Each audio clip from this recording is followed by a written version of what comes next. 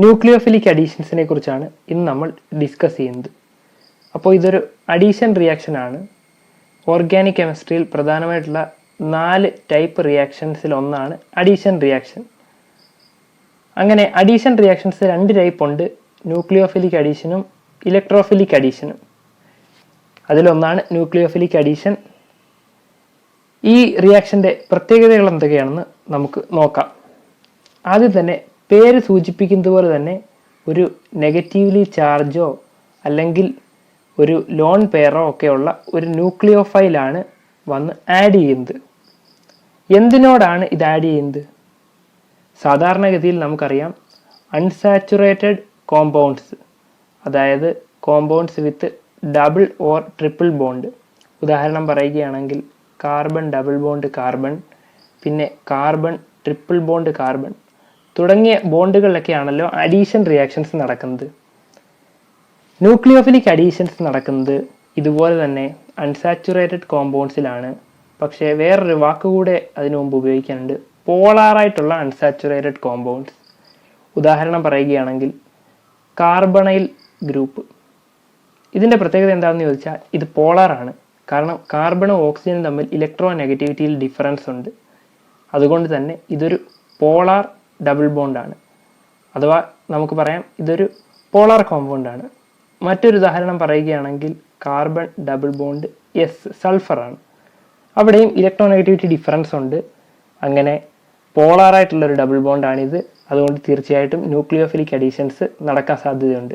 ഇനി മറ്റൊരു ഉദാഹരണം പറയുകയാണെങ്കിൽ കാർബൺ ട്രിപ്പിൾ ബോണ്ട് കൊടുക്കാം. അവിടെയും പൊളാരിറ്റിയിൽ വ്യത്യാസമുണ്ട്. അതുകൊണ്ട് തന്നെ നമുക്ക് ഇതും ന്യൂക്ലിയോഫിലിക് അഡീഷൻ റിയാക്ഷൻ അണ്ടർഗോ ചെയ്യുമെന്ന് പറയാം.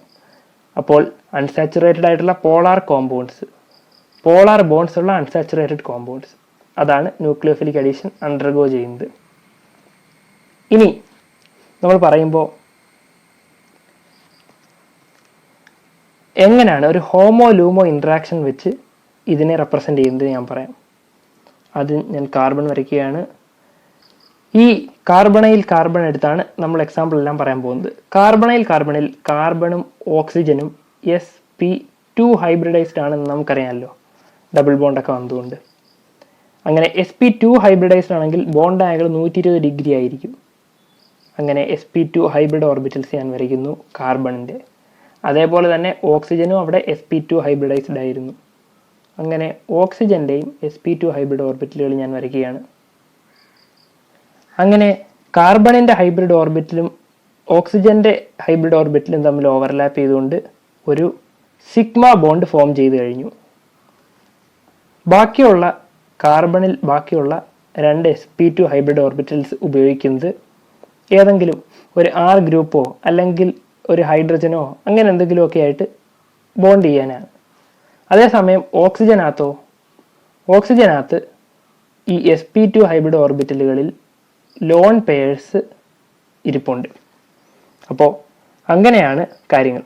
കാർബണിലുള്ള sp2 ഹൈബ്രിഡ് ഓർബിറ്റൽസിൽ ഒരെണ്ണം ഉപയോഗിച്ച് അതൊരു സിഗ്മ ബോണ്ട് ഫോം ചെയ്യുകയും മറ്റ് 2 എണ്ണം ഉപയോഗിച്ച് ഹൈഡ്രജനുമായിട്ടോ ഏതെങ്കിലും ഒരു ആൽക്കൈൽ ഗ്രൂപ്പുമായിട്ടോ വല്ലതും ബോണ്ട് ചെയ്യാൻ ഉപയോഗിക്കുന്നു.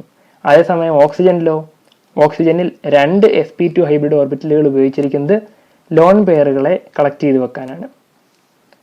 ഇനി നമുക്കറിയാം ഒരു പൈ ബോണ്ട് ഉണ്ട്. സിഗ്മ ബോണ്ട് മാത്രമല്ല, ഒരു പൈ ബോണ്ട്. പൈ ബോണ്ടിനെ ഞാൻ റെപ്രസെൻ്റ് ചെയ്ത് കാണിക്കാം. ഇങ്ങനെ മേലിലും താഴെയും വരയ്ക്കുന്നു. കാർബണും ഓക്സിജനും തമ്മിലൊരു പൈ ബോണ്ട്. ഈ പൈ ബോണ്ടിൽ തന്നെ ഇലക്ട്രോൺ ഡെൻസിറ്റി ഏറ്റവും കൂടുതൽ ഓക്സിജൻ്റെ അടുത്തേക്കായിരിക്കും. കാർബണിലുള്ളതിനേക്കാളും കൂടുതൽ ഇലക്ട്രോൺ ഡെൻസിറ്റി ഓക്സിജൻ്റെ അടുത്തേക്കായിരിക്കും ഇരിക്കുന്നത്. കാരണം എന്താണെന്ന് പറഞ്ഞാൽ ഓക്സിജനാണ് കൂടുതൽ ഇലക്ട്രോ നെഗറ്റീവ് ആറ്റം. കൂടുതൽ ഇലക്ട്രോ നെഗറ്റീവായിട്ടുള്ള ഓക്സിജൻ്റെ അടുത്തേക്ക് ഒരൽപ്പം ചരിഞ്ഞായിരിക്കും ഇരിക്കുക ഈ പൈ ബോണ്ട്. ഇനി ഇവിടെ ഒരു കാര്യം കൂടെ നമ്മൾ വരയ്ക്കാൻ വിട്ടുപോയി, അതാണ് pi star anti bonding molecular orbital. Pi ബോണ്ടിനെ റെപ്രസെൻ്റ് ചെയ്ത് കഴിഞ്ഞാൽ പൈ സ്റ്റാർ ബോണ്ട് ഇരിക്കുന്നത് കാർബണിൻ്റെ അടുത്തേക്ക് ഒരൽപ്പം ചരിഞ്ഞായിരിക്കും. തൽക്കാലം ഞാനതിനെ ഈ ചുവന്ന ഇങ്ക് കൊണ്ട് റെപ്രസെൻ്റ് ചെയ്യുന്നു. ഇതാണ് pi star anti bonding molecular orbital carbonyl ഗ്രൂപ്പിൻ്റെ. അപ്പോൾ ഇത് പൈ സ്റ്റാർ ഓർബിറ്റലിനെ കുറിച്ച് പറയുമ്പോൾ തന്നെ നമുക്കറിയാം ഇത് പിയും പിയും 2 പി ഓർബിറ്റലുകൾ തമ്മിൽ ആഡ് ചെയ്യുമ്പോൾ ഉണ്ടാവുന്നത് ഇങ്ങനെയുള്ള ഒരു ബോണ്ടിങ് മോളിക്കുലർ ഓർബിറ്റലുകൾ ആണെങ്കിൽ 2 p ഓർബിറ്റൽ സബ്ട്രാക്ഷൻ അണ്ടർഗോ ചെയ്യുമ്പോൾ നമുക്ക് കിട്ടുന്നത് ഇങ്ങനെയുള്ള ആൻറ്റി ബോണ്ടിങ് മോളിക്കുലർ ഓർബിറ്റലാണ്. അതാണ് ഞാനിവിടെ റെപ്രസെൻ്റ് ചെയ്തേക്കുന്നത്, pi star anti bonding molecular orbital. അത് കാർബണിൻ്റെ സൈഡിലേക്ക് ചരിഞ്ഞായിരിക്കും ഇരിക്കുന്നത്. കാരണം എന്താണെന്ന് ചോദിച്ചാൽ ഈ പി ഓർബിറ്റൽ നേരത്തെ നമ്മൾ വരച്ച് കാണിച്ച ഇലക്ട്രോൺ ഡെൻസിറ്റി ഒക്കെ വെച്ചുള്ള അതിൻ്റെ ഇലക്ട്രോൺ ഡെൻസിറ്റി കൂടുതൽ ഓക്സിജൻ്റെ അടുത്തേക്ക് ഇരിക്കുന്നത് കൊണ്ട് തന്നെ ഈ pi star anti bonding molecular orbital അത് കാർബണിൻ്റെ അടുത്തേക്ക് ഒരല്പം ചരിഞ്ഞായിരിക്കും ഇരിക്കുക. അപ്പോൾ ഇത്രയും കാര്യങ്ങൾ പറഞ്ഞാൽ ഇനി ന്യൂക്ലിയോഫൈലിൻ്റെ കാര്യം പറയാം. ന്യൂക്ലിയോഫൈലിനെ നമുക്ക് റെപ്രസെൻ്റ് ചെയ്യാം. ന്യൂക്ലിയോഫൈൽ വരുന്നു. ന്യൂക്ലിയോഫൈലിനകത്തും ഒരു നെഗറ്റീവ് ചാർജോ അല്ലെങ്കിൽ ഒരു ലോൺ പെയറോ ഒക്കെ ഉണ്ട്. അതെവിടെയാണ് ഇരിക്കുന്നത്?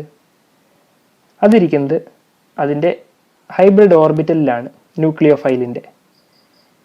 അപ്പോൾ നമുക്ക് പറയാം ന്യൂക്ലിയോഫൈലിൻ്റെ നെഗറ്റീവ് ചാർജോ ലോൺ പെയറോ ഇരിക്കുന്നത് ഹയസ്റ്റ് ഒക്കുപ്പൈഡ് മോളിക്കുലാർ ഓർബിറ്റലിലാണ് എന്ന് നമുക്ക് പറയാം. ന്യൂക്ലിയോഫൈലിൻ്റെ ഹോമോ അതിലാണ് ഇലക്ട്രോൺസോ ഇലക്ട്രോൺ പെയറോ നെഗറ്റീവ് ചാർജോ ഇരിക്കുന്നത്. അതേസമയം നമ്മൾ കാർബൺ ആണല്ലോ ഇവിടെ ന്യൂക്ലിയോഫിലിക് അഡീഷൻ അണ്ടർഗോ ചെയ്യുന്നത്. കാർബണിൻ്റെ ഈ pi star anti bonding molecular ഓർബിറ്റലാണ് നമ്മുടെ ഹോമോ. ഹോമോ എന്ന് പറഞ്ഞാൽ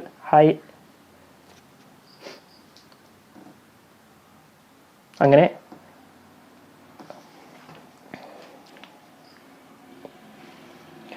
ഇനി ലൂമോ എന്താണെന്ന് ചോദിച്ചാൽ ലൂമോ എന്നാണ് നമ്മുടെ ഈ pi star anti bonding molecular orbital. ഇതാണ് നമ്മുടെ ലൂമോ ആയിട്ട് ആക്ട് ചെയ്യുന്നത്. അങ്ങനെ ന്യൂക്ലിയോഫിലിക് അഡീഷനെ നമുക്കൊരു ഹോമോ ലൂമോ ഇൻട്രാക്ഷൻ ആയിട്ട് പറയാം. അങ്ങനെ ഞാൻ എഴുതുകയാണ് ന്യൂക്ലിയോഫൈൽ. ന്യൂക്ലിയോഫൈലിൻ്റെ ഹയസ്റ്റ് ഒക്കുപ്പൈഡ് മോളിക്കുലാർ ഓർബിറ്റലിലാണല്ലോ നമ്മൾ പറഞ്ഞതുപോലെ ചാർജ് നെഗറ്റീവ് ചാർജോ ലോൺ പെയറോ ഇരിക്കുന്നത്. ഇനി ലൂമോയുമായി ഇത് ഇൻ്ററാക്ട് ചെയ്യുന്നു. ലൂമോ എന്ന് പറയുന്നത് കാർബണിൻ്റെ അടുത്തേക്ക് ചരിഞ്ഞിരിക്കുന്ന pi star anti bonding molecular ഓർബിറ്റലാണ്. ഡബിൾ ബോണ്ട് ഓ. അങ്ങനെ ഒരു ഹോമോ ലൂമോ ഇൻട്രാക്ഷൻ നടക്കുന്നു. ഹോമോ ലൂമോ ഇൻട്രാക്ഷൻസ് നടക്കുമ്പോൾ അതിനൊപ്പം തന്നെ ഈ പൈ ബോണ്ട് ബ്രേക്ക് ചെയ്ത് അതിനകത്തുള്ള ഇലക്ട്രോൺസ് ഓക്സിജനിലേക്ക് പോകുന്നു. കാരണം ഓക്സിജൻ കൂടുതൽ ഇലക്ട്രോ നെഗറ്റീവാണ്, ഇലക്ട്രോൺ വിഡ്രോയിങ് ആണ്. അതുകൊണ്ട് തന്നെ ഈ പൈ ബോണ്ട് ബ്രേക്ക് ചെയ്ത് ഓക്സിജനിലേക്ക് അത് മൈനസ് ചാർജായിട്ട് അങ്ങ് പോകുന്നു.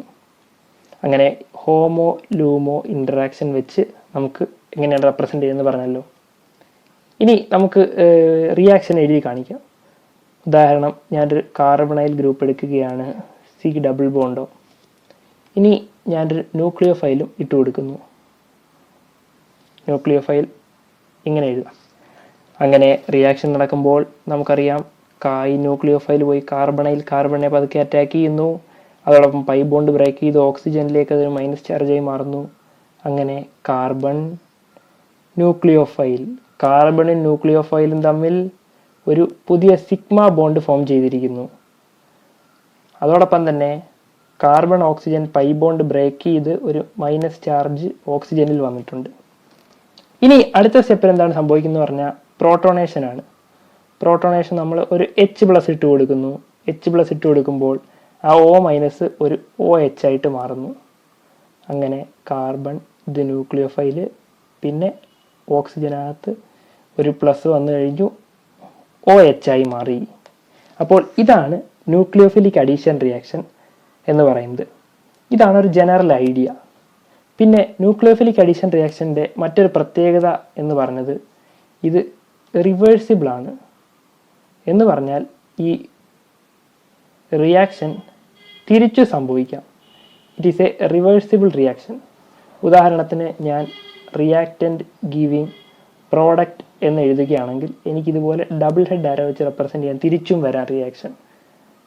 അങ്ങനെ ഇതൊരു റിവേഴ്സിബിൾ റിയാക്ഷനാണ്. റിവേഴ്സിബിൾ എന്ന് പറയുമ്പോൾ നമുക്ക് അറിയാം, സാധാരണഗതിയിൽ ഒന്ന് ഹൈഡ്രോളൈസ് ചെയ്ത് കഴിയുമ്പോഴോ അല്ലെങ്കിൽ കോൺസെൻട്രേഷനിൽ ചെറിയ ചേഞ്ച് ഒക്കെ വരുമ്പോഴോ ഈ റിയാക്ഷൻ തിരിച്ചും വരും. അതായത് പ്രോഡക്റ്റ് തിരിച്ച് റിയാക്റ്റൻ്റ് ആകാം, അങ്ങനെയൊക്കെ സംഭവിക്കാം. അത് ഇതിൻ്റെ ഒരു പ്രത്യേകതയാണ്. ഇനി ഞാനൊരു റിയാക്ഷൻ എഴുതാം. റിയാക്ഷൻ R എഴുതുന്നു, C, ഇത് H ഡബിൾ ബോണ്ട്. അപ്പോൾ ഇതൊരു ആൽഡിഹൈഡാണ്. ആൽഡിഹൈഡിനെ ഞാൻ സോഡിയം സയനൈഡ് വെച്ച് ട്രീറ്റ് ചെയ്യുന്നു. ഇവിടെ നമുക്കറിയാം CN- അതാണ് ന്യൂക്ലിയോഫൈല്. അങ്ങനെ ട്രീറ്റ് ചെയ്ത് കഴിയുമ്പോൾ ന്യൂക്ലിയോഫൈലായ CN- എവിടെ വന്ന് അറ്റാക്ക് ചെയ്യും? CN- വന്ന് കാർബണിൽ അറ്റാക്ക് ചെയ്യുന്നു. അങ്ങനെ പതുക്കെ പൈ ബോണ്ട് ബ്രേക്ക് ചെയ്ത് ഓക്സിജനിലേക്ക് ഷിഫ്റ്റ് ചെയ്യുന്നു. റിയാക്ഷൻ ഞാൻ ഇങ്ങനെ എഴുതുന്നു, RCH. ഇവിടേക്കൊരു സയനൈഡ് ഗ്രൂപ്പ് വന്നു. അതേസമയം ഓക്സിജൻ്റെ പൈ ബോണ്ട് പതുക്കെ ബ്രേക്ക് ചെയ്യുന്നു. റിയാക്ഷൻ പ്രൊസീഡ് ചെയ്യുന്നു. റിയാക്ഷൻ പ്രൊസീഡ് ചെയ്ത് കഴിയുമ്പോൾ RCCNO-. അടുത്ത ഫൈനൽ സ്റ്റെപ്പ് പ്രോട്ടോണേഷൻ. H+ ഇട്ട് കൊടുക്കുന്നു. H+ ഹൈഡ്രോളൈസ് ചെയ്യുകയോ എന്താണെന്ന് വെച്ചാൽ ചെയ്യുമ്പോൾ നമുക്ക് ഫൈനൽ പ്രോഡക്റ്റായ RC, ഇവിടെ OH, പിന്നൊരു H നേരത്തെ ഉണ്ടായിരുന്നു, CN. ഇതിനെ നമ്മൾ വിളിക്കുന്നത് സയാനോഹൈഡ്രിൻ എന്നാണ്.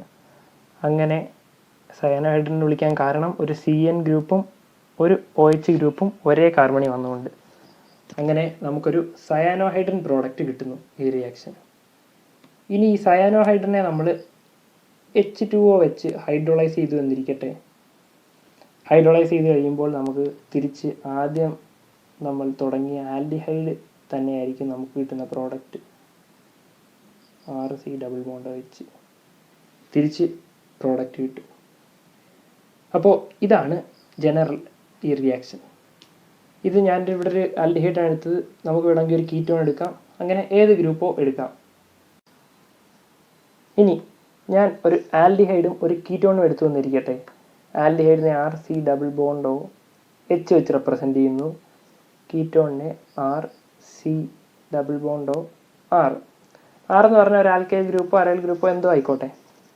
അപ്പോൾ ഇവിടെ നമുക്ക് കാണാൻ കഴിയുന്നത് ആൽഡിഹൈഡാണ് more reactive toward nucleophilic addition.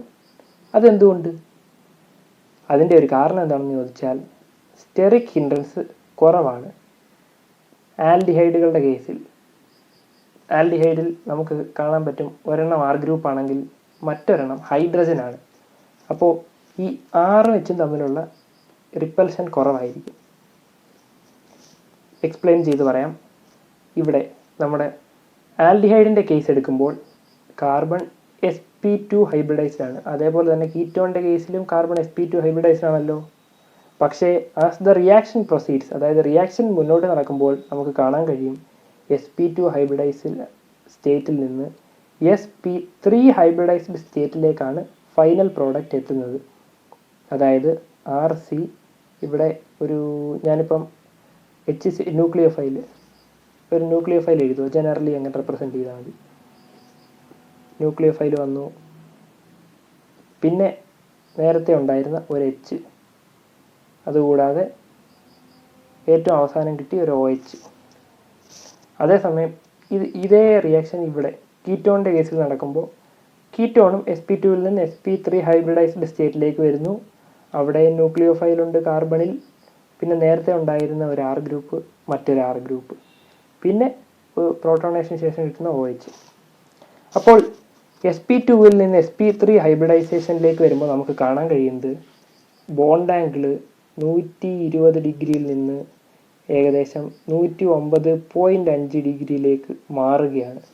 എന്ന് വെച്ചാൽ എന്താ, ഈ ഗ്രൂപ്പുകളെല്ലാം അടുത്തടുത്ത് വരിക.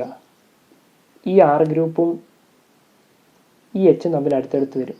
അതേപോലെ തന്നെ കീറ്റോണിൻ്റെ കേസിൽ ഈ R ഗ്രൂപ്പും അടുത്തടുത്ത് വരും. നേരത്തെ അകന്നിരുന്നതാണ് 120 ഡിഗ്രി ബോണ്ട് ആംഗിൾ ഉള്ള സമയത്ത്.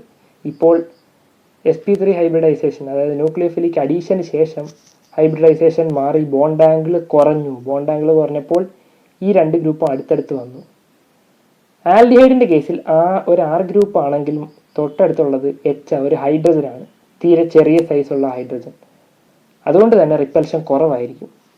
പക്ഷേ കീറ്റോണിൻ്റെ കേസിൽ രണ്ടും ആർ ഗ്രൂപ്പാണ്. അങ്ങനെ ആൽക്കൈൽ ഗ്രൂപ്പുകൾ തമ്മിലുള്ള റിപ്പൽഷൻ കൂടുതലാണ് ഇവിടെ. അതുകൊണ്ട് തന്നെയാണ് reaction of aldehydes is faster than ketones എന്ന് പറയുന്നത്. ന്യൂക്ലിയോഫിലിക് അഡീഷൻ റിയാക്ഷൻസ് പല ടൈപ്പ് ഉണ്ട്. അതിൽ പ്രധാനപ്പെട്ട ചില ടൈപ്പാണ് ഞാൻ പറയുന്നതിന്. അതിലൊന്നാമത്തതാണ് HCN അഡീഷൻ. അതായത് ഇവിടുത്തെ ന്യൂക്ലിയോഫൈൽ CN- ആണ്. ഇനി മറ്റൊരെണ്ണമാണ് അഡീഷൻ ഓഫ് ആൽക്കഹോൾസ്. ആൽക്കഹോൾ എന്ന് പറയുന്നത് നമ്മൾ ROH എന്ന് റെപ്രസെൻ്റ് ചെയ്യാറുണ്ട്.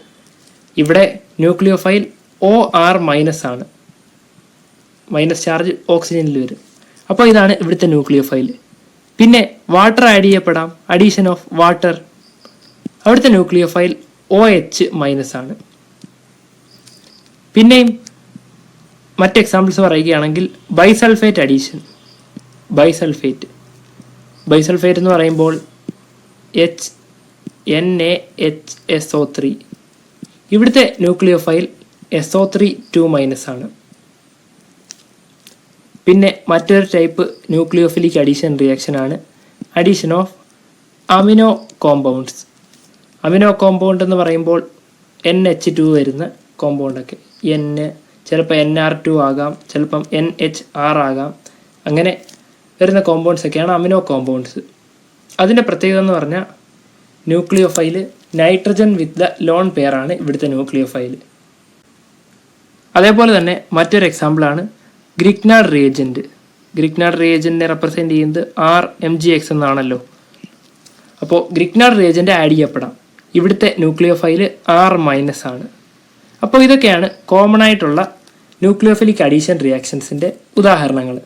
ഇനി ഇത് ഓരോന്നും നമ്മൾ ഡീറ്റെയിൽ ആയിട്ട് പഠിക്കുന്നതായിരിക്കും.